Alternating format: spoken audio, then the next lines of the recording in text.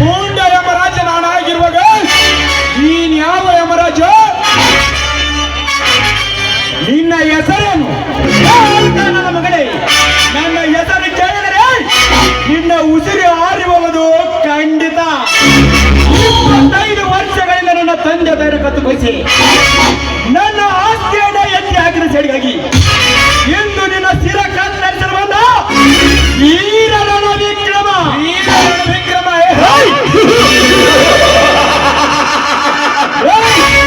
ನನ್ನ ಸಿರ ಕತ್ತರಿಸಲು ನಿನ್ನಿಂದ ಬೇಕು?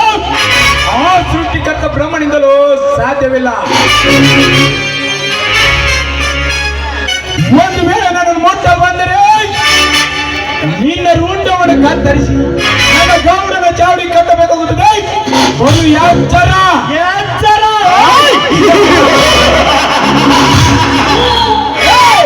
ನನಗೆ ಎಚ್ಚರ ಹೇಳುವ ಬಂಡ ಬಡ್ಡಿ ಮಗನೇ, ನಿನ್ನಂತ 7 ಕೈಯಿಂದ ರುಂಡ ಕತ್ತರಿಸಿಕೊಳ್ಳುವ ಚಂಡ ನಾನಲ್ಲ. ಗಂಡನೆಯ ಪುಂಡವನ್ನು ಹಾಕಿ ನಿನ್ನ ರುಂಡು ಹರಿದು ತಿನ್ನುವ ಗಂಡು ಹುಲಿ ನಾನು. ಈ ಗುಂಡಾಗಳ ರಾಜ್ಯದಲ್ಲಿ ಗಂಡು ಗಲಿಯಾಗಿರುವ ಈ ಪುಂಡ ರೌಡಿ ರಾಜನ ಗುಂಡ ಆರಿಸುವ ಗಂಡು ಯಾವುದಿಲ್ಲ ಈ ಬ್ರಹ್ಮಾಂಡದಲ್ಲಿ. ಒಂದು ವೇಳೆ ನೀನೇ ರುಂಡ ತಿನ್ನುವ ಹುಲಿಯಾದರೆ ನಿನ್ನಂತ ಹುಲಿಗೆ ಹೇಗೆ ವಿಲಪಿಸಬೇಕೆಂದು ಈ ಕತ್ತರ್ನ ಕಳ ನಾಯಕನಿಗೆ ಚೆನ್ನಾಗಿ ಗೊತ್ತು. ಒಮ್ಮನಿಂದ ಹೊರಟು ಹೋಗಲೇ ಅಚ್ಚ